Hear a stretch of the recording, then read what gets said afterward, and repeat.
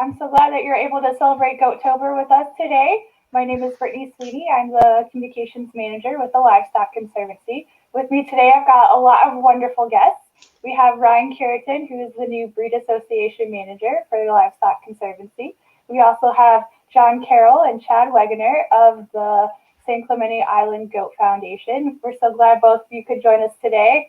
I think you also have a very special goat guest that might be joining us at some point. Yes, he'll be here soon. And what's his name? Lil Taco. Lil Taco. It's Taco Tuesday. I love it. That's right. His mother's name was Chimichanga, and she had triplets. So I named him Burrito, Churro, and Lil Taco. I love it. That's fantastic. Quick shout out to all of our members, Livestock Conservancy members today. Your membership helps fund programs like Goat Chat. So thank you for joining. If you need more information about how to become a member, send us a comment and I will hook you up with all of the information. We have so much. We'd love for you to become a member.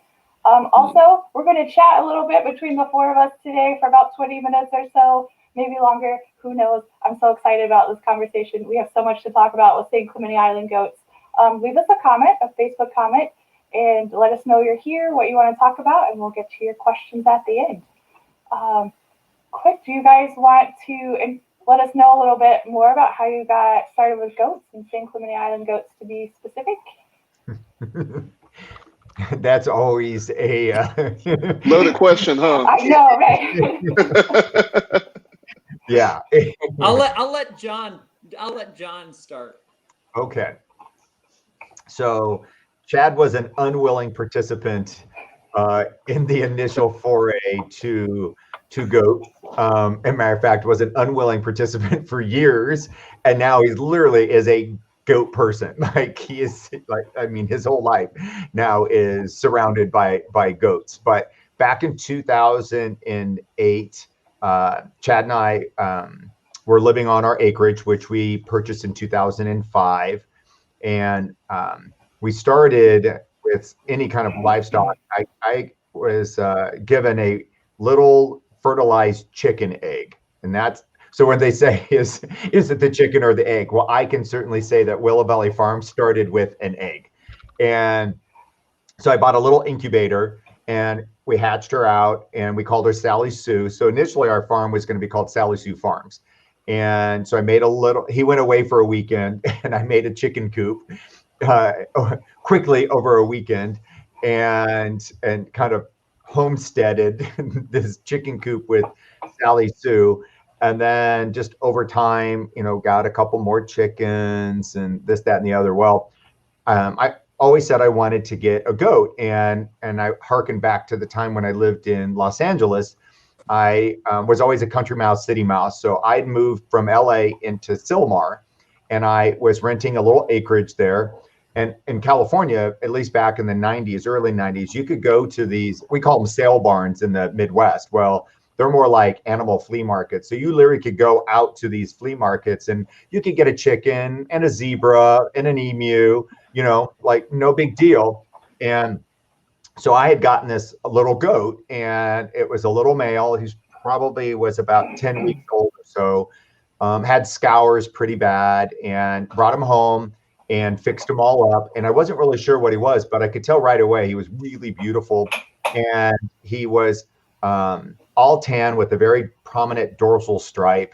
And I could just tell he kind of had this wild look to him, but he tamed down. And as he grew up, he was this beautiful, beautiful goat. And so I was like, man, what is this thing? Well, our neighbors in California, your walls are like 10-foot retaining walls with cinder block. So I got a ladder because I could hear goats on the other side. And it was one of what I had, but they had two of them over there, and they were these full-grown males with these huge horns. And so our neighbor told me that they were the San Clemente Island goats, and so I had one. Anyway, I moved back to Nebraska, rehomed my little farm, and so in 2008, I said it'd be great to get goats.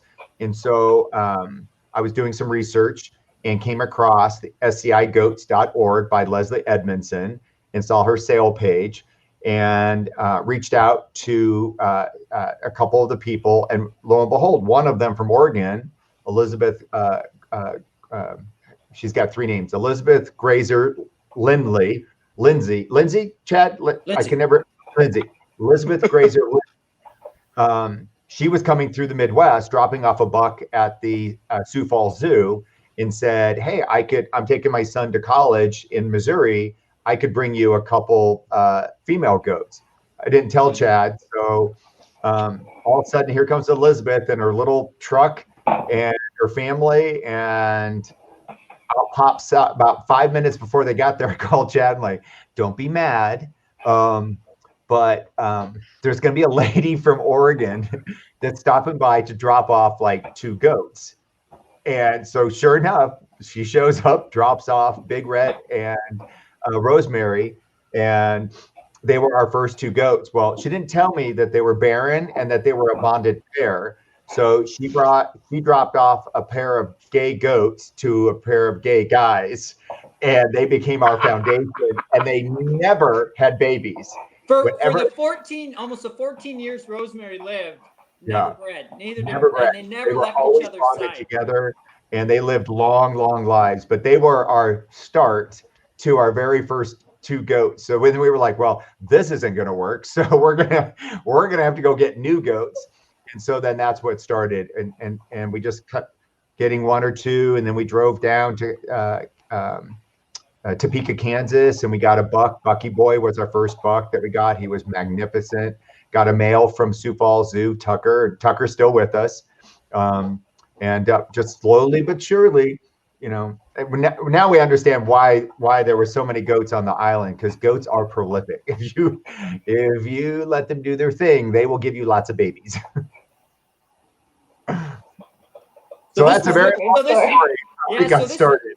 So this was really John's hobby for years and years and years, and that's how he got to know Leslie and some of the legacy breeders. And then I came in just a few years ago, literally. So that's how it all started. It was John's hobby for years. That's such a great story. That's awesome. I feel like that's how a lot of people will start out. Like it starts out with 1 or 2, and then it just becomes a whole bunch because you fall in love with them so much. Like it's hard not to. Well, now our property is a whole 40 acres now is a goat sanctuary. So we literally start off with just a couple, and now they've just become like their own celebrities themselves. Like we're the goat guys. Everybody in Nebraska knows about the San Clemente Island goats in Omaha, and now they've become kind of famous because of just different things over the years. And last year's flood put them on an international scale because they were at risk during the Nebraska floods. So, and it's really cool because we have some tiny houses on our property, and we've had people stay in our tiny house who were on the island and saw the goats on the island or have access still to the island that have sent us information. And then, as John said, being known as the goat guys, one of the county assessors that assesses our property was in the Navy on the island with the goats as well. So it's fun how everything kind of comes full circle, and we're known and have all this great information about these goats and people who actually knew of these goats way back when. That's so cool. The world is so small sometimes. Yeah, it is. Do you want to talk a little bit about that history of the goats and how they came off the island and how you got involved with? Well, were you involved with that at all, or? No. So when I lived in LA, I was very aware of the goats even before I got my first one. And so in the late 80s and the early 90s, I moved out to LA in 1990. By that time, there was already an active movement to take the goats off of the island. And at first, initially, they were, using helicopters and machine guns trying to exterminate them. And I remember it being on the news, at that time, and hearing the story and just being horrified, that, they couldn't come up with a better idea. Well, the goats were smart and they would run into the canyons and hide. And so that wasn't, going to work. So they actually, the Fund for Animals, ended up intervening, went to federal court and got an injunction and got permission to do a rescue effort. So then a group of people went out onto the island, and we have historical photos that we've been able to access just from research and doing FOIA requests and other things like that. And ultimately, they came up with a system using what's called a Judas goat. And so what they did is they took a tame goat with a bell and all of that, and it would go out into the groups, and then the Judas goat would come back because it would be fed and watered and protected, and these other goats would follow it. And typically it would be the bucks that would be following, because they were usually nanny goats, would follow, and then the does would follow the bucks because they're such strong herd instinct. And then they would drop nets over them and then grab them and then corral them all up. Well, the problem was that then the Navy, for whatever reason, I don't know if they thought they were going to escape in America and breed all over the place or what, but they neutered all the males.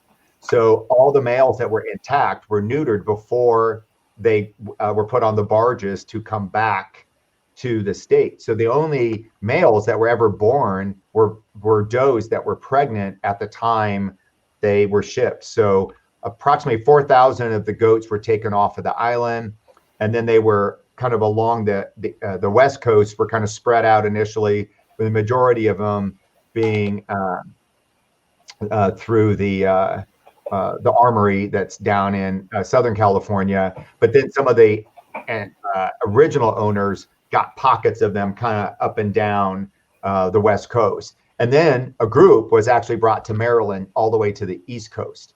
And there a stock was started there, and then from there, people then started keeping them together and breeding them. And so in 2008, when I got involved, and initially and started communicating with Leslie, there were only 250 left, identified in the world at that point. So the 4,000 had dropped down to 250. Which then I became involved with the Conservancy because they also had information. I think it was before it became the Conservancy. I think it was the American Livestock Breed Conservancy. It had a big fancy long name at that time. So then I started working with Leslie, with her directly, because once I then kind of put all the pieces together, that I had this like connection of being in LA at the time they came off the island. I actually owned one in the mid 90s, early 90s, mid 90s.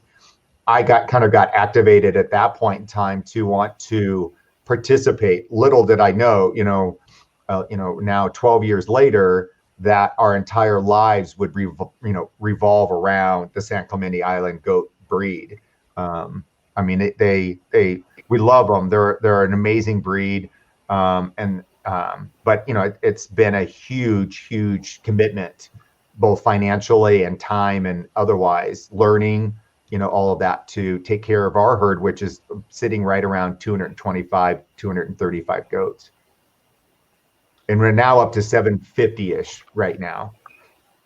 Whew, that's a big number right there, buddy. Yeah. Oh, man. It keeps you guys busy. A whole ranch. It is. They have transformed our 40 acres as they've made our property even more beautiful, because they took out a lot of the kind of problems that you see on the West Coast, where you have undergrowth and all of that, rather than us having a bunch of fire risk as well. They've just pretty much eaten all of that down and really opened up pasture areas and, fertilized the land. And, so they've added a lot, but if left to their own devices, they could pretty much eat everything down. So that's kind of where we are today. I love that, putting them back to work. Yes. Yes. Well, I wanted to ask a question. So me and Chad have been talking for the last 2 months since I started this position as breed association manager. And Chad's been kind of filling me in on a lot of the, not just simple history, but a lot of the contextual history about this breed and you guys' involvement in it. I'd love to kind of hear the story, maybe especially for the audience to hear this, about the legacy that was passed on to you by Leslie and other legacy breeders. Sure. Chad, do you want me to cover that part? Go ahead. Yep. So, you were involved in the beginning, and you had, go ahead. So it's kind of a twofold front. Well, actually, I'd say kind of threefold front. So one was directly through Leslie. One was just being fascinated by this history because, I love superhero movies. So I love all the origin, stories of like the people that had this creation to come up with whatever character. So for me, I wanted to get to the origin story because there was so much information. So in the early years, I was doing a ton of research and emails and calls and trying to like trace this back because nobody can trace back exactly where this goat started. So through that process, I got to know Leslie, who started the San Clemente Island Goat Organization. And she was by far, I think a lot of credit has to go to her that we are even where we are today. Without her efforts, like literally, she goes into the Hall of Fame of Breed Conservancy because, just her efforts and her passion. And she also did the same on the Spanish goat breed as well. She had two different fronts that she was doing, but she was just one person. And certainly there were things that, maybe didn't go as well as she would have liked, but without a doubt, the fact that all of us now who are picking up the mantle for her, we all probably came to each other through her in some capacity. And then you have the actual, the Larry Warrens. There's this Larry Warren breed with these big horn set that if you look back at the initial certifications and registry, this Larry Warren breed, was out there. You've got, a number of like people that started that no longer have goats now. And then there's still people that even way back in the late 80s, early 90s that started are still, still have goats on their property and doing all of that. And then you had the person who was actually on the island who did a research project, Dr. Phyllis Larson, who passed away about a year and a half ago.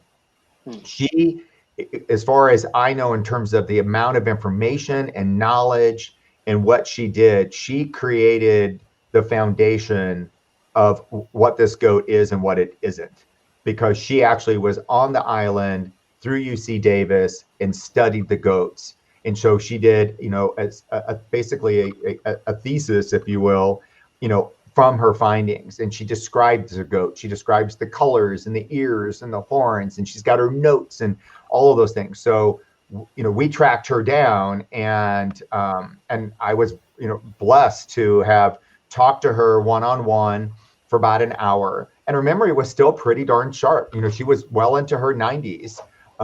And she was just tickled that this, like, here she is at this stage of her life. And, here in Nebraska at that point, we probably had 100 goats or so at that time when I talked with her. And she was just beside herself that I, they called her, she kept calling them her goats, like her goats. And they were her goats. And so, and then later down the road, when we brought some goats to the East Coast to Jules, or Julie, she is just within a couple hours of where Phyllis lived. So Chad and his mom went on a road trip to drop off some goats in New York, and was able then to stop by and actually go meet Phyllis in person. And then we did a FaceTime. So I got to like talk with her as well. And so she gave us a bunch of her actual notes and slides and original documents and photos and all of that from her time on the, on the island itself. So we've got a lot of historical information. So between what Leslie did, what Phyllis did, what some of these foundation breeders have done, we've got a lot of original information. But what we still don't know to this day is how the heck did these goats get to the Channel Islands? There is still a controversy as to, did the Spanish drop them off like they did, when they were traveling the world, so they'd have food when they'd come back, because that's how a lot of the landrace breeds end up in some of the parts of the world that they did.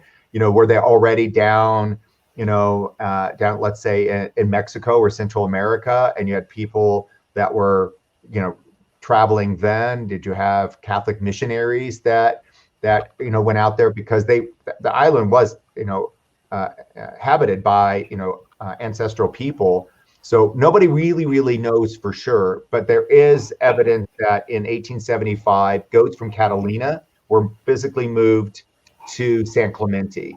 So what we do know, at least factually, based on historical records, is that there's some evidence that some goat population was moved to San Clemente Island in a small group, and then bred from there. And I think that that's probably the closest to the truth that we have. It's a lot like the goats of Arapawa Island off of New Zealand, and then the Galapagos Islands. So a number of years ago, they did a DNA study. The University of Cordoba in Spain did a DNA study. So all New World goats all kind of fit in a bullseye of being related to each other. And then over in one little satellite are the Galapagos goats with no genetic tie to the main group. And the San Clementes are in another satellite, not connected to the Galapagos, but also not connected to the core group. So maybe one day we'll have evidence of like mitochondrial DNA or something that we can go dig in a little bit further. But there is a belief that they probably are a Spanish-based breed. It's just that we don't know who their ancestors are, and we don't know for sure how they got to the island. And they are genetically unique compared to any other goat that's in the New World. Fascinating. Oh my goodness. So much history. Jeez. Well, Chad, also kind of want to hear your side of the story as well, if you had any input. You should have just stuck with your side of the story. Quick, before you jump into that, I'm going to remind people to leave us a comment on Facebook if you've got questions for John and Chad. They've got lots of interesting things to talk about. Let me see if I can put up this banner. Okay, cool. I wasn't sure if it was going to cut off Ryan and John at the bottom. I didn't want to do that. No, you're fine. Maybe it's time for me to go get Little Taco.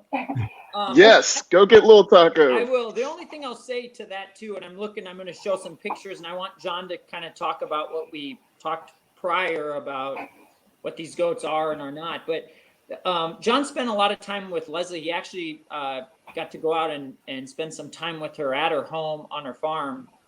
And she did. She asked John to kind of carry on her legacy with some of this historical information and foundation stuff. And Leslie's so cute. She sent us soil from San Clemente Island. We've got pictures and books and all that stuff. So we've been plagued personally, not to get too personal, with some cancer in our family. Then we had a flood, then the pandemic. So we've been sidelined for some time, but we're finding our feet now, and we're hoping, back to what John has said, to create a digital museum of sorts with, these pictures I'll show of, from the island. And, there's some really cool stuff that we have, so that we can share all this information with existing breeders, work with the Conservancy, and then future generations of breeders for when John and I retire, if we do, or go to our next world. But that's all I'll say really about Leslie. But her and John had a really nice relationship. I'm going to go get Little Taco real quick. I'll be right back. And then grab the Omaha magazine. I want pop that up so you can see the cover, because that is so cool. Okay, stay tuned. So Taco is a triplet of 3 boys. They were born at February 13th of 2020, and it was our coldest day of the year. And we had been checking on Chimichanga of when we thought she would, deliver. And then of course she decides to deliver when it's like minus 30 wind chill. It has the triplets. Sounds about right. Yeah, I mean, something the goat would do. Yeah, exactly. So, and it doesn't take long in that kind of weather for anything that's wet to, freeze. So what ended up happening is they all got a little bit of frostbite. So the 2 boys that stay together, the one just got a little bit of a tip, but the other one actually had pretty significant frostbite on both ears. And then Taco had frostbite, you'll see, on one ear, but his right front foreleg ended up damaged from frostbite. So I was a nurse before I became an attorney. So I spent, a few months trying to see if I could save his leg. And he still had pulse and everything in it and good blood flow, but enough muscle had been damaged that it was just kind of shriveling up and not really growing. So we decided, since he's kind of a little ambassador goat anyway, and he's kind of become sort of famous. So I do a lot of online stuff. Back in the day, I was on TV show Survivor. So I still am involved with the, reality television, Survivor, Big Brother, Amazing Race, community. So when I do online fundraisers, Taco always comes to make an appearance online. Here is Taco. And so he's famous. People actually know about Taco on social media. And and he loves honey barbecue twisted Fritos. But he can only have like 4 if it doesn't get diarrhea. He is precious looking. Look at that. Oh, so you can see he's got his little stump. So we're just waiting until he gets to kind of maximum size, and then we're going to get him a prosthetic. And so we are just a few months away from trying to get something that we can adjust incrementally as he kind of finishes growing out. But yeah, he's a character. He lived in the house for months, slept in a playpen right next to me in the bedroom, and he loved his playpen. Now, he could have hopped out of there easily, but he put him in there, and he just settled like right down and sleep. And finally, he outgrew the playpen, so he had to go out and be a goat. He wasn't so happy about that. Well, I was going to say, since we have a living example of the breed, Chad, could you talk about some of the physiology, characteristics, phenotypes of the breed, as well as some of the advantages of it? I know sometimes when I've called you, you're actually out there in the field herding your, what do you call a group of goats? I'm not exactly sure. I was going to say it again. Say again. What word do you call a group of goats?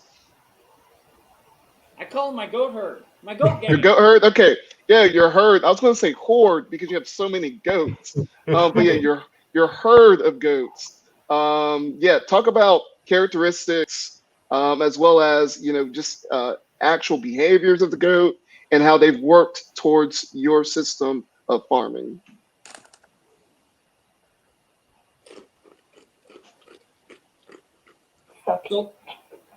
Sorry. There's certain again, and we'll talk about this I don't know if you can see, or John, if you can kind of narrate. Sure. Typical, the color pattern on some of these goats. God, where's the color thing? Yeah, you're doing pretty good. This is like a black and tan. Go ahead. No, you go, Chatty. This is considered like a black and tan or black and brown type goat. And they talk about the characteristics or the markings on this goat. I don't know if you can see kind of where it splits here.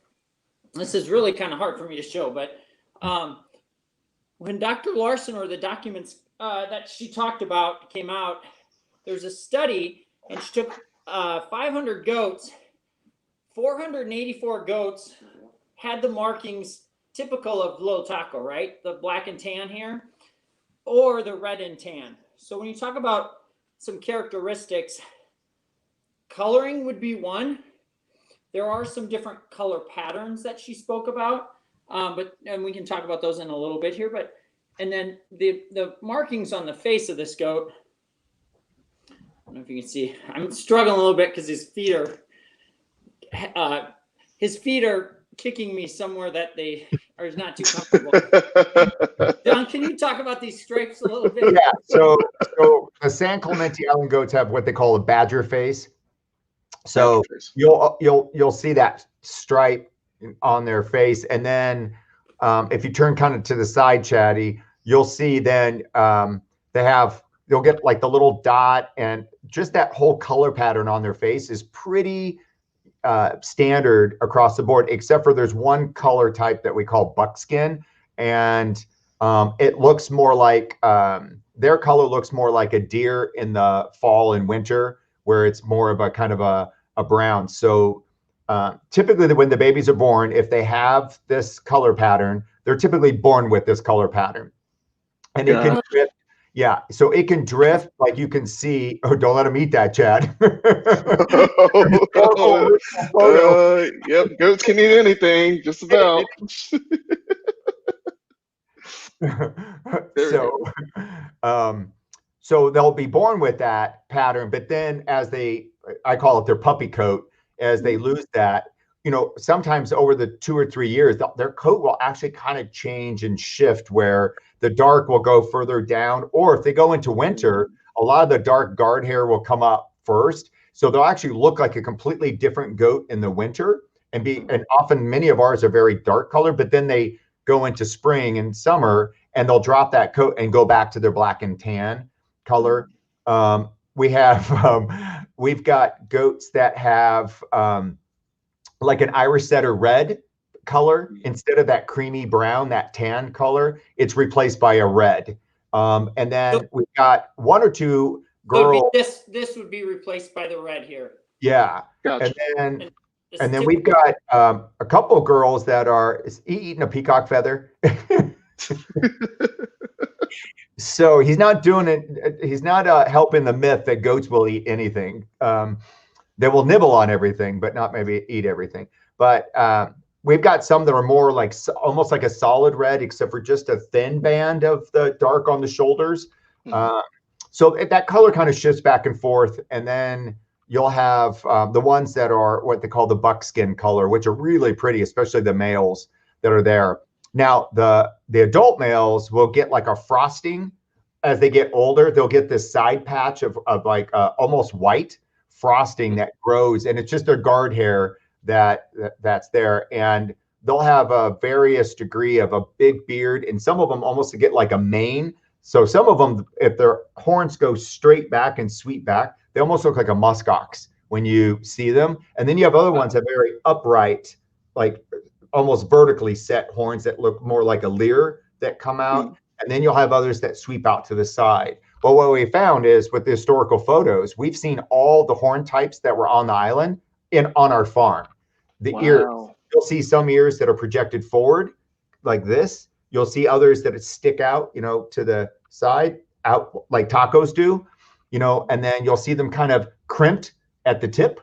And so some of the goats actually have almost like a Cocker Spaniel, kind of just flippy tips on them. But so again, this is a goat from the island. Can you see his ears? Yeah, see how they're kind of rotated forward? Yeah.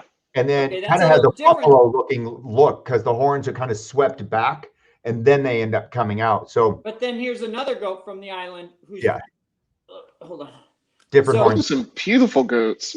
Yeah. Especially ones from the island. Wow. Yeah, and so so you'll see that. Go ahead, John. Sorry. Yeah, as I say, so on our island, we've got all the horn types on our amongst our goats. Even with the girl goats, none of their horns are like just a set pattern, and you can see from the historical, island. So you'll see like in the middle how they go straight up, and this girl that's on the right, I mean, she looks like she's plucked right off of our farm with that black and tan color. And then you can see the horns from the island that go back versus straight up, like some of those ones I just showed you. Yeah, that's an older boy there with that horn. This would be different because his horns go straight up and back again from the island. So you can see the differences where when we were talking earlier is people are sometimes opinionated about what should goats look like and what shouldn't. But as you're seeing between just 2 different bucks from the island, there are differences in horns and ear sets. And beards and mane, because we've got a couple boys that are just almost look like they have a mane. Their whole front chest is long haired. They've got like long pants on their legs. We call them pants. And because they almost look like chaps on the front part of their body. So so they all come in different colors, different sizes, different shapes, but when you see them collectively, then they all kind of work together. And his goes straight back. With his That's ears set a little bit different. Now, Taco, his obviously characteristics will change. He's a weathered boy, so the sex characteristics will change. His horns will not do what a typical intact male will do. But Yeah, and he was neutered very, very young, so his horns never really had a chance to grow. So he'll have some of the smallest horns of any of our neutered, weathered, males. You talk about the characteristics too, Ryan, when I'm out walking. A lot of our herd is feral. They're comfortable with my voice and our land and our space, but these goats, some of our goats will jump a 5-foot fence. I mean, they are definitely deer-like. That's Dr. Larson talked about it. Conservancy members have talked about it. They're very swift and fast. And to see them run, we have some cliffs on our property. To see them bounce up and down on those cliffs and sometimes clear a 5-foot fence is pretty impressive for this goat. Man, it's really interesting as you talk about the different phenotypes that you'll find in just this breed alone. When you start talking about breed associations and the breed standard, sometimes we see a lot of, I don't want to say legalistic, but maybe more, we're only looking for one type, right? One type of look. And I'm really glad that you guys are able to at least acknowledge that, no, wait, hold on a minute. This breed has different horn sets, different color palettes, different sizes. So I think that's something that's really important to acknowledge. Yeah, it really is. And John, I'll let you speak. I'm going to take a little Taco out. He's getting patient, but it's really interesting. I was just reading another article from Dr. Larson last week about this, and she, she dropped the word Creole. I think I say that right, Creole, the Spanish goats, but she talks about a journalist in 1958 who had been there for 20 years and talked about the color patterns that have changed based on this journalist's notes. And she gives the journalist credit here, but talking about the majority of the goats that they pulled off in the 80s were different than the 70s a little bit, and much different than what the journalist documented in the 50s. So she lends that theory to some quote unquote padres who may have brought other goats to the island at a later date and got in the mixture of them. So we also have some handwritten information from I think it was either Joel Levine's or Larry Warren's goats, and they're handwritten from the island, the goats that they pulled from the island. And again, they talk about horn sets going up and back or back and out to the right, and different color patterns. They talk about the ears. Ears are going forward, ears are going back. So it's disheartening sometimes when somebody has such a hard opinion about these goats look like X, and it's really not what we've seen. Even in the legacy pictures from the IDGR, which is so very important, some of the original breeders had to post their pictures or send their pictures in. And even some of those breeders, you can look, we know those goats came from the island, but they're not carbon copies of each other. So I appreciate you saying that, because I'm like John had mentioned earlier, we're fact-based. We want this historical document and publish it so we can share the information. John, you were going to say something. I'm sorry. No, I was going to let you go and take Taco back. I can continue the conversation with John real quick. John, hey, Brittany came back. Hey. I just wanted to make sure Taco got like a lot of space and with 4 people. I didn't want him to get lost because he's so super cute. That's awesome. And that's really what people want to see. They want to see Taco. They don't want to see Brittany. Oh man, everyone loves Taco. All right, so I know we're running a little low on time. I had maybe 1 or 2 more questions, and then I wanted to have the audience be able to ask questions as well. Sure. So one question that I had for you guys is really more of a talking about, one of the hardest times you had both on the farm as a farmer raising these goats. Really briefly, kind of talk about, the flood and just having to get back on your feet with this breed. Because at the end of the day, what you did and what you guys are continuing to do is breed preservation. So just talk about that hardship real quick for us.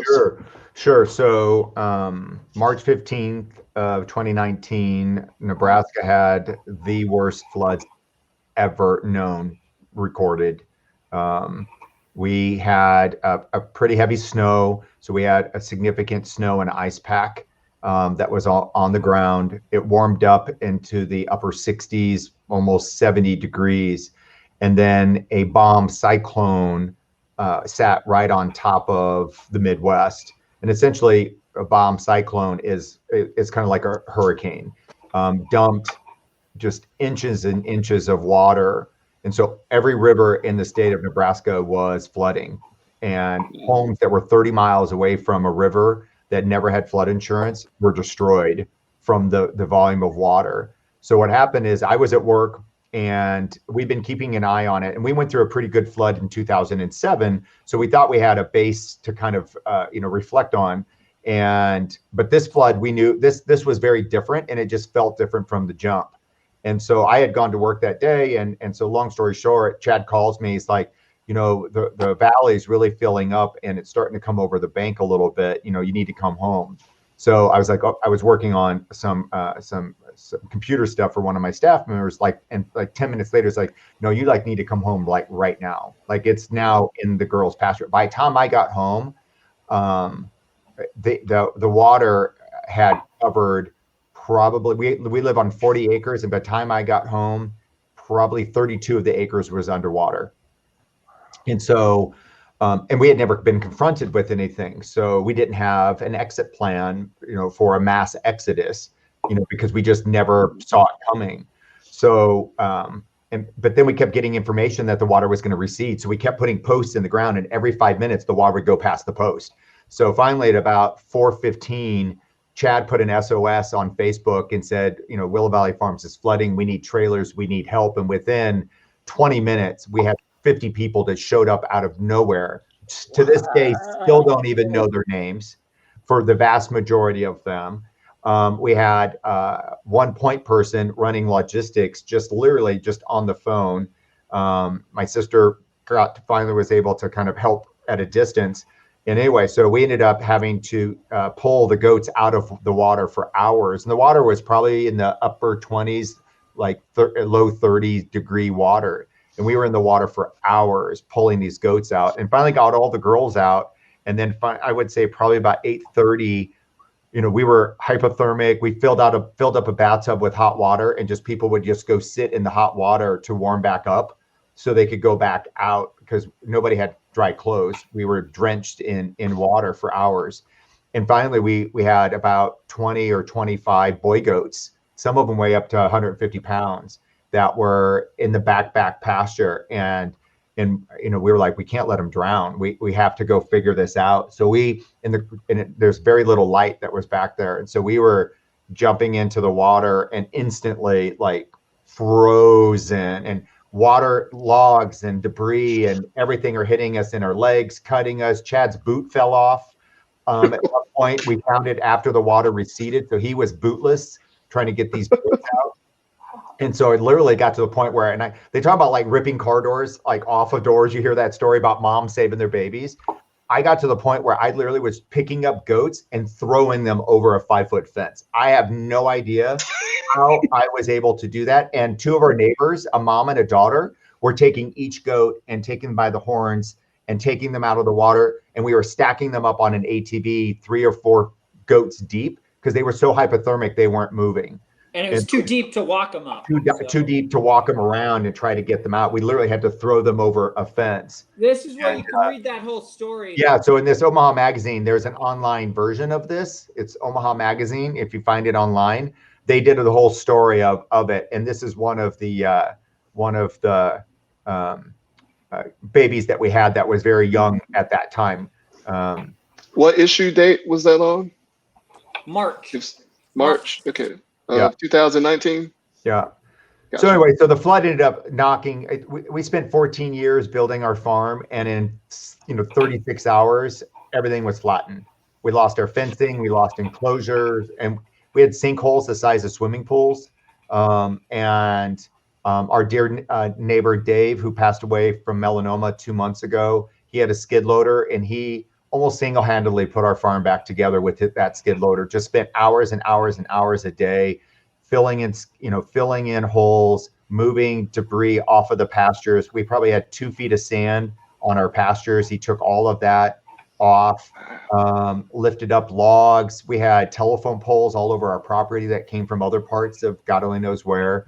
So we spent pretty much all of 2019 putting ourselves back together, and we're probably about 95% back. We've still got some fencing that we have to repair and some buildings that need to be taken down and rebuilt. But yeah, our goats were gone for 2 months. We had two gracious farm families that agreed to take the females here and then the males there. So Good. We saved them all. We're back. We ended up losing 11 to injury and illness afterwards, with the next couple months. But no goats drowned, but we did lose some to stress. Now that's 11 out of how many goats? 250. 266 was the actual number. Actually, 266. That's right, Chad. 266 was the actual Yeah, number. we lost 11 of the 266. Yep. Wow. And then I selectively bred 3 moms who, thank God, because it was kidding season, they had kids, which is on this magazine cover. We had, what was it, 2, 4? Now I got to think, Lucky Star, Becker. We had 4. 4 babies after that. And that was it. We Wow. selectively, thank God. Yeah. Man, that's one of the beautiful things about community, is that when you are in a pinch, your community, if you build those relationships, those networks, put in that sweat equity with these relationships, you'd be surprised how much people will come through for you. So man, that whoo, not only did that help you guys out, they help with preserving the breed itself. So I think that's really important. Brittany, I wanted to throw it off to you and see if you had any questions on Facebook. I know we're running low on time, so wanted to let you see how that works out. Absolutely. We've got a ton of stuff coming in. Let's see. Jennifer Ridgway. Hello, Jennifer. Thank you for tuning in today. She said this is an awesome story. Go RBG. Go RBG. Let's see. Kay Koppler, thank you for tuning in today, Kay. That's the red color. That's the kind of reddish color. If you see her little image there, it's not as dark red as some get. It's like right in between, but that is definitely more the the reddish orange. So it's really cool, and I'm glad Kay wrote this comment because she asked me a question about Debbie Steiner. Back to your question, Ryan. Dr. Larson said of the 500 goats that left on a barge in the 80s, there was one that was almost completely black and one that was almost completely red. And if you look at some of my pictures, goat number 92 of ours is almost completely red. To John's comment about Kay's goat, typically it's red and black like that, but we have one that's almost all red. And Kay reached out to me because she knows a breeder that may want the offspring of that. So that's cool. Nice. That is cool. She'll have to for it. Let's see. Who's next? Cheyenne, thank you for watching today. She said she's watching. We're excited you're joining us. And let's see. Thank you, Kay, for tagging so many people. I hope that you can all come back and watch this wonderful episode. It's recorded, and so you just hit play, and I'll share this with everybody. Let's see what else. Kay also says, kudos to all my fellow SCI lovers. So, thank you for all of them for joining today. I think Verna actually has a question. She says, is this breed good for milking? Could you share what to consider when looking at the milk quality? Would it be the milk fat? Can I answer this? Yes, please. Yes, feel free to. I'm going to just say, yes, they are. So I'm going to let John talk about this a little bit, but this is something I talked to Ryan about and what I reached out and I'm learning more about the Conservancy for. The whole, and we didn't set out to have this big, large herd. What we're trying to do is put a microdairy on our facility and milk these goats with the intent of creating goat cheese. I believe, I don't want to speak for John, I believe that if we don't do something to create more of a value for a breed, this breed specifically, they will go extinct. So when I got involved from John, we sat down and we said, let's do something. We have to do something with this breed. And so we're big foodies. And John's whole intent when he got these was, I want to milk these guys and he could talk about the butterfat and the udders. But yes, Verna, I will say yes, we've milked them for our own purposes. John's played around with cheese. We drink their milk. But go ahead, John. Yeah. So real quick, so a couple of things is they have a very small udder compared to your historical dairy goats that you're familiar with. So they hearken to a European milking kind of system. So if you go to some of the Spanish and Italian cheesemakers that use breeds similar to the San Clementes. Ryan, this is why I talked about the roan goat that I wanted help with. Yeah, so they don't use, in Europe, they don't, many of these small producers don't use these goats with these gigantic basketball size udders. They're very small, but it's about the quality of the milk, which is based off of the milk fat. So if you think about like wild animals, you don't see deer rocking around with like 2 volleyballs of udders with their legs, during, when they have their babies. They have small udders with a very high, fat content to raise their babies. San Clementes are much more akin to that. So you're not going to have a lot of volume, but what you're going to have is high quality. And when we do the Chev and do the soft cheeses right now, instantly when you do just kind of like a farm cheese, it is, I would say, almost exactly a ricotta. It has a very light goat taste. So for people who like a real goaty cheese, they won't like this cheese. But for people that want to have something that's a little bit more milder, that you can work into a lot of different food, like a ricotta-based cheese, then you're going to love San Clemente Island soft cheese. Now, once you have the cultures and all that, then you can change where you go. But we drink the milk, we've made the Chev, and it's awesome. It really is really, really good. But it's not, it's mild. It's mild. Now, I wanted to, because I know in my conversations with Chad, there were some areas of improvement that you were doing with your herd in terms of both carcass weight and milking capabilities. So really briefly, because again, we're short on time, really briefly, both of y'all or one or the other, talk about that real quick. So the San Clemente, because they were a island-based breed, goats had a supernumerary teat, which means they have an extra teat. So in order to do the traditional milking, you need 1 teat and 1 teat for the milk claws for them to milk. With San Clementes, the udder can look like a surgical glove in some cases. So you could have 2 teats that work, and then you've got these 3 teats over here that aren't doing anything. Or you could do what's called a fishtail, where they actually have a merged one that's together. So it's not that having the supernumerary is bad. It's just that for the traditional milking systems that want 2 claws, those extra teats can get in the way. And especially if they have a cistern connected to them, means that they're still also producing milk. So you could be milking and milk could be spraying out of the 3rd teat, all over the place. Because we want to do a commercial milker, not a hand milker. Yeah, so we want to do commercial because it's easier, and I'm not getting any younger, and I don't want to be bent over like doing all this.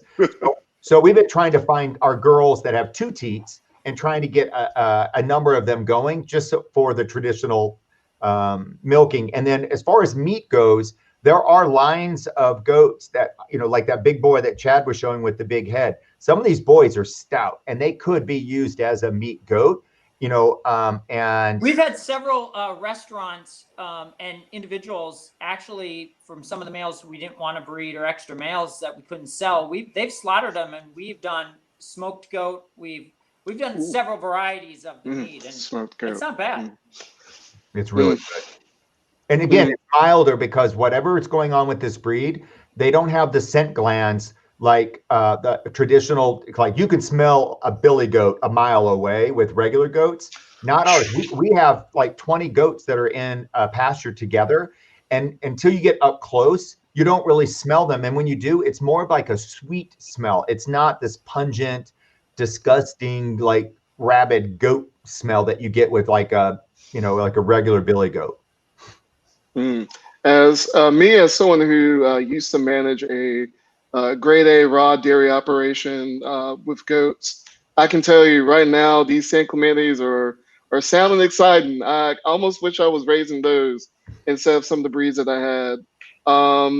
Brittany, any more questions from yeah, Facebook? we got a ton today. So, Amber says Taco is super adorable.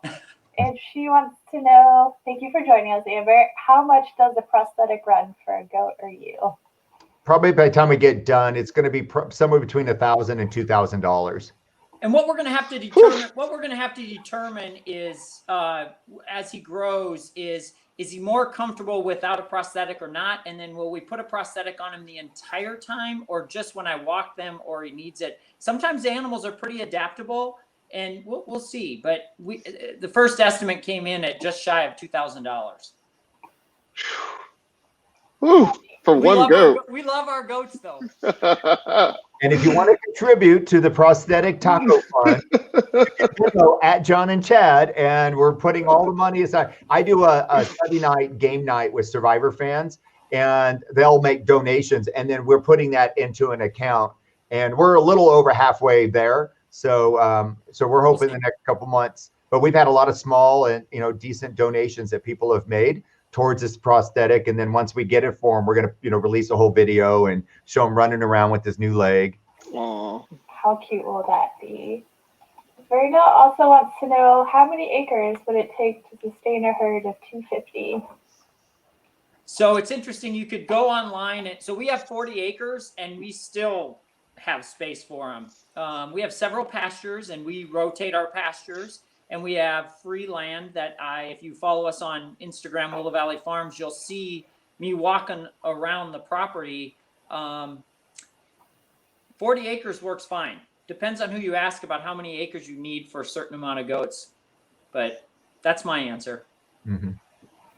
Also, I feel like as someone who raised goats rotationally, your foraging might be different. So wherever you are, Verna, you might have a different forage variety than Chad and John. So Chad and John, kind of talk about really quickly, like 30 seconds, talk about the ecosystem that you guys are working in and some of the plant species that they're able to eat off of.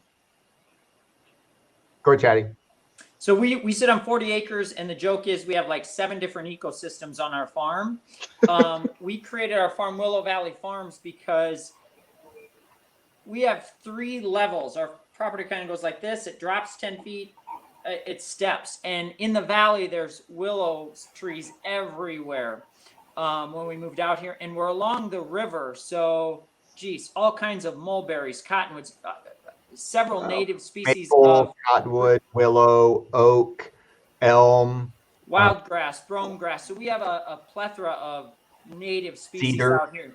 Yeah. And I noticed, too, this is a whole nother conversation about rotating pastures and regenerative soils and planting and all that stuff. But the health of our goats, especially from a worm perspective, other than barbaculum and meningeal from deer, has gone down because of the foraging that these goats do. So goats are browsers. So a lot of, intensive management is based off of grazing. And that's where you end up with a lot more problems with parasites. But since they're browsers and prefer to eat bushes and small trees and things like that and go up. So Chad actually takes the herd out twice a day, and he just shepherds them throughout the 40 acres, and they go where they want, and they pretty much are eating up most of the day. It's only when they come back to their own pasture, then that's when it puts them at risk for parasites. So that's a good point, and I know this was not a quick answer, Verna, to Ryan. It's going to be different if we just have 40 acres of flat grass, because they'll go through that pretty quick. Yep. Right. That's a great question and great answer. That's all important information. Shout out to Lauren. Thanks for joining us today. She says, keep up the good work. I'm glad y'all could join us. Jennifer says, thank you for sharing. Morgan horses. Yes. Morgan. Yes. All right. Morgans are cool. You're welcome. Jennifer also loves SCIs. Thank you for featuring. So thank you for joining in today, Jennifer. I'm just going to do a shout out to everyone because I'm just so excited everyone was joining us today. Diane wants to know, how common are the white patches, and are people actively trying to breed these out?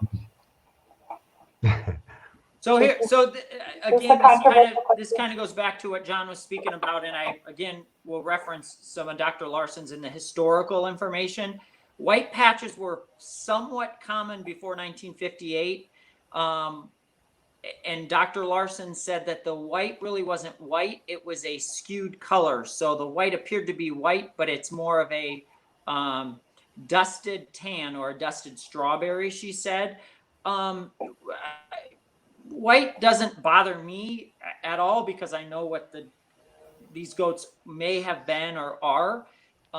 Some people want to breed certain colors, certain sizes. I don't mind that at all. John, do you have an opinion? I think so. White patches are part of the breed. Like you'll look at like in some dog breeds, like labs, if there's like a white patch on a chest, they consider that a fault. I just think, that's just ridiculous.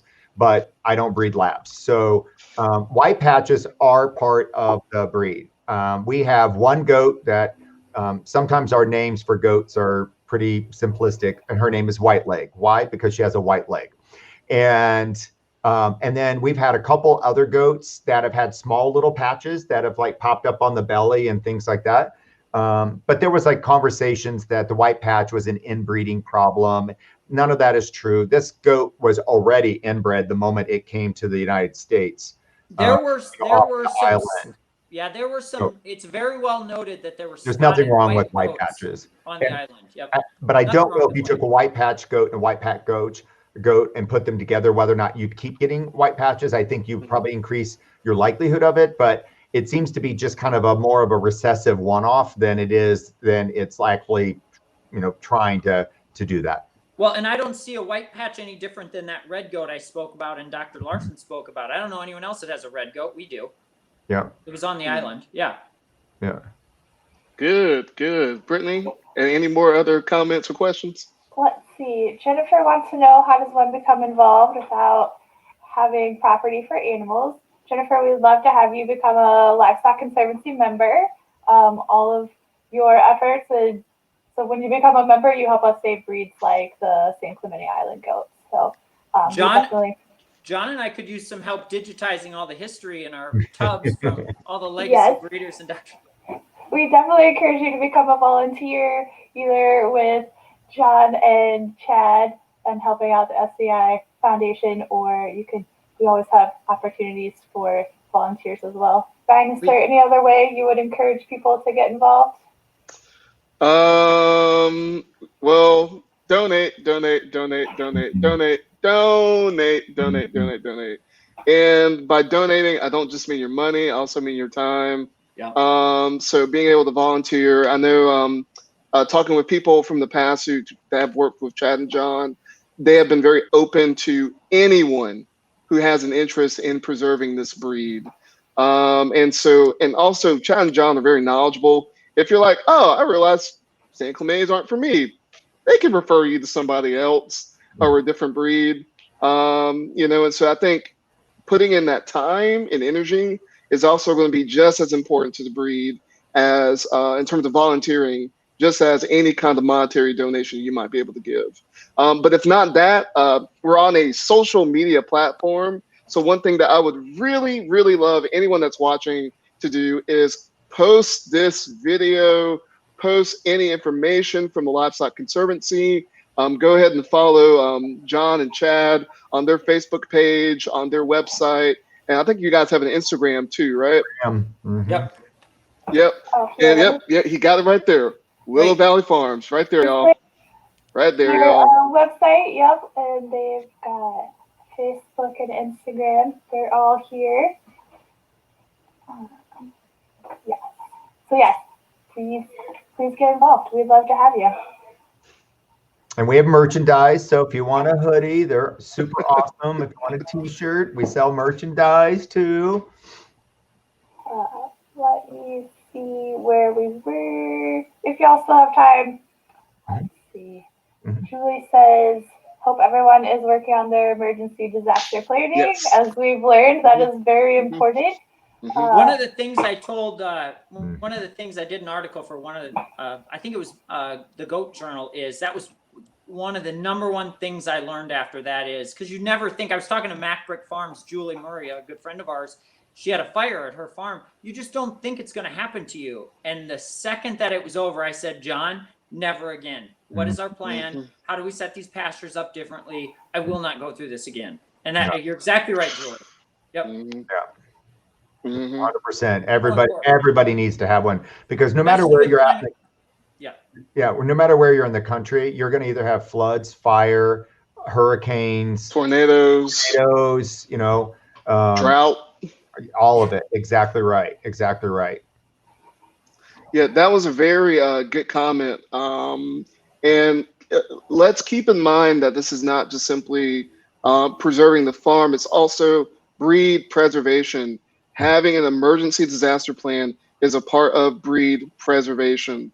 So let's keep that in mind as we're thinking of these plans, because any animal within our priority list for the Livestock Conservancy that's lost, that's a blow to the breed itself. That's a blow to Conservancy.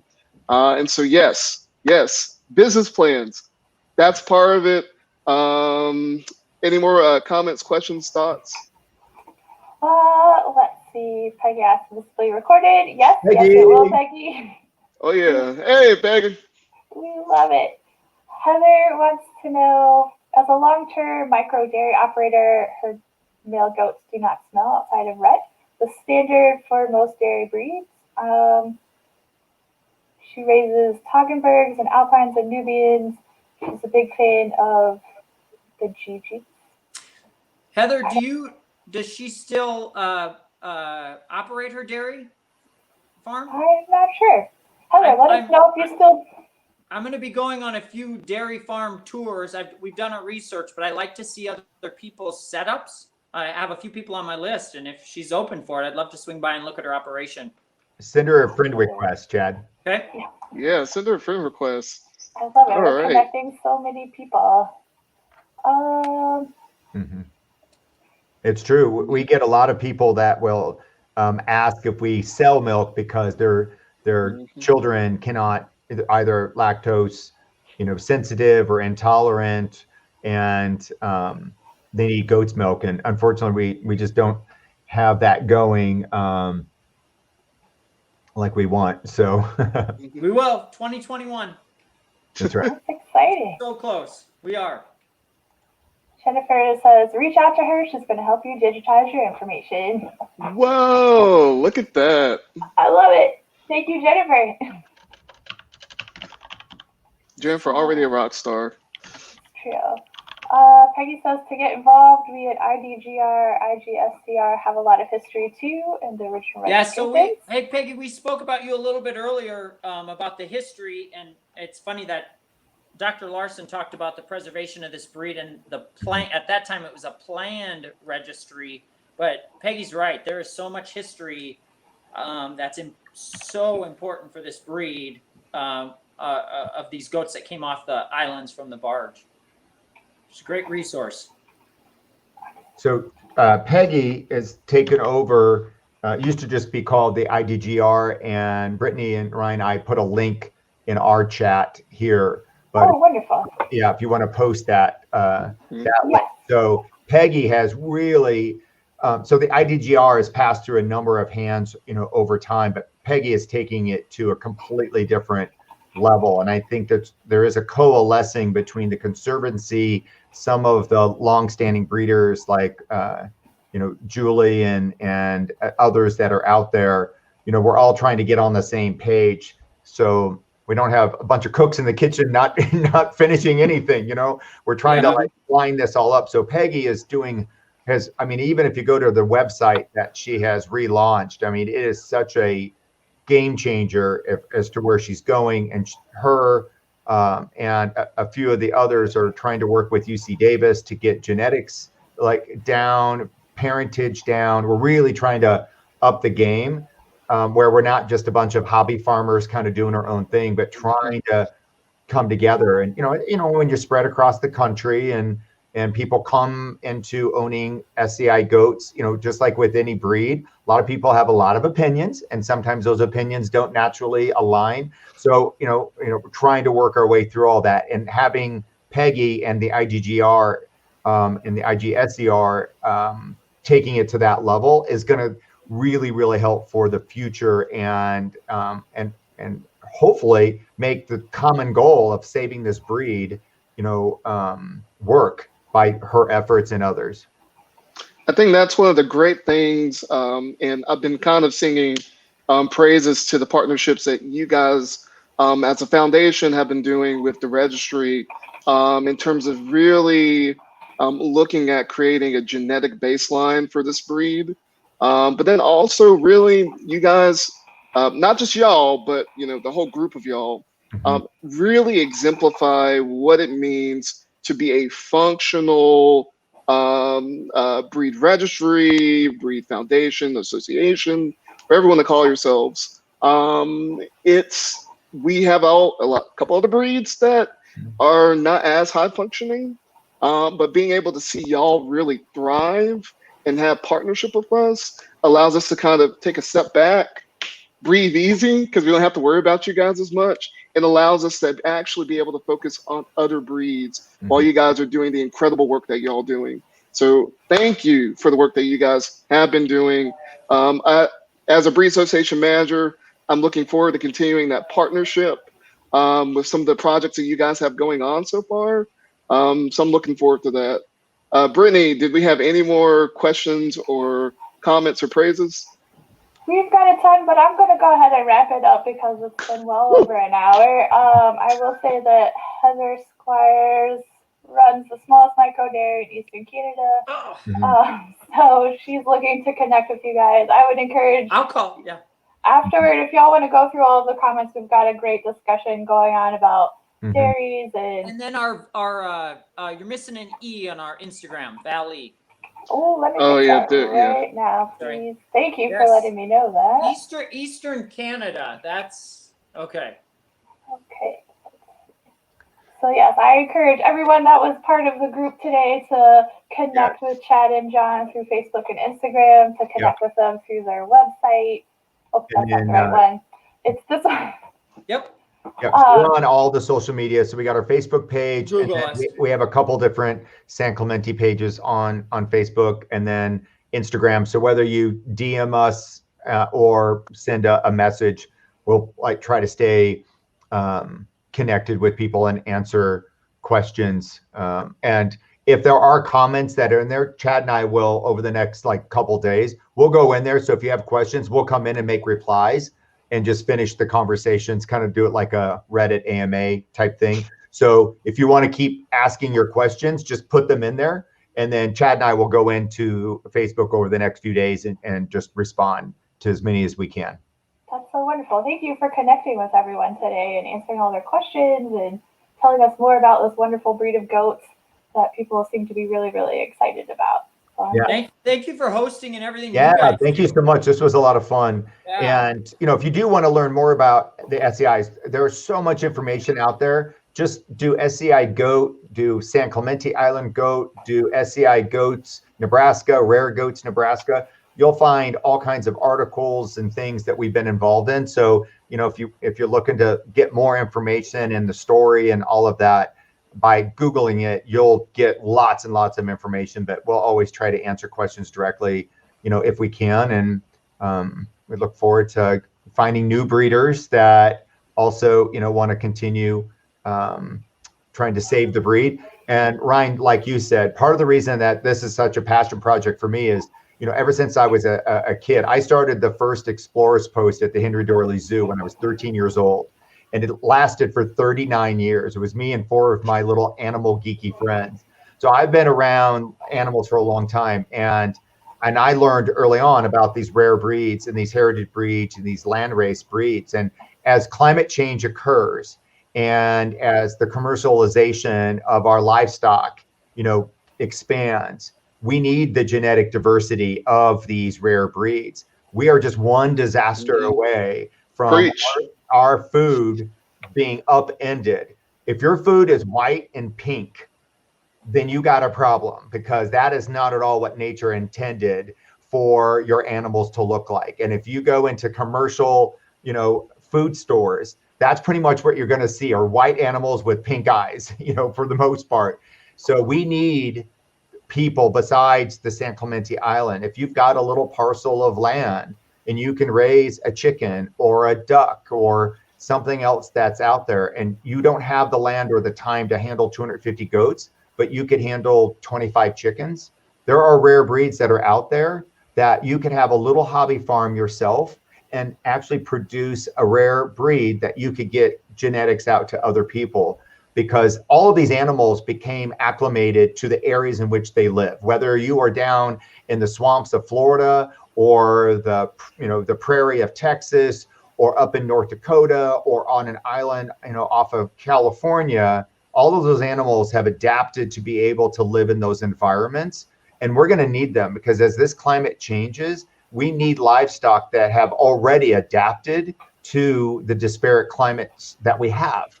And the San Clemente is one breed. If they could live on an arid island off the coast of California, for 125 years, and then move to Nebraska and just act like nothing was different, this is a breed worth saving. And there's a lot of other breeds that are out there other than the San Clemente Island that need attention, and they might not be as cute as Taco, but they still deserve our funds, our attention, and our preservation efforts. And so what I'll say to this, because we'll post this video, if any of our Facebook friends or fans are watching this and don't know about the Conservancy, what John just said, if you go to the Conservancy's site, Facebook site, the Livestock Conservancy, they will help you find critically endangered breeds right for your area, breeders in your area, those 3 chicken, 5 chicken, a pig for prosciutto, those things. So they can help. And we want to. And we want to. Yeah. And we get paid to. So definitely utilize this as a resource. Yeah. And if you can't, just donate. Even if it's like a $5 recurring payment or a once a year $30 or $50, trust that the Conservancy is going to take those funds and they're going to pour it into preserving this vital livestock that we're going to need for our children and our children's children and our children's children's children. Amen. So with that, I'm going to say thank you for tuning in today. We really, really appreciate you. We hope you'll be back next week. We're going to do an Ask Us Anything About Goats with 2 of our members, our staff that have goats. So Dr. Phil Spangenberg, who's our technical advisor, and Deborah Neiman-Bull, who is a research contractor, and she helps run our Shave 'em to Save 'em program. And we're excited to talk about all of their goats and any questions people have. So have a great afternoon, everyone, and thanks for tuning in today. Thanks, everybody. Thank you. Bye, guys.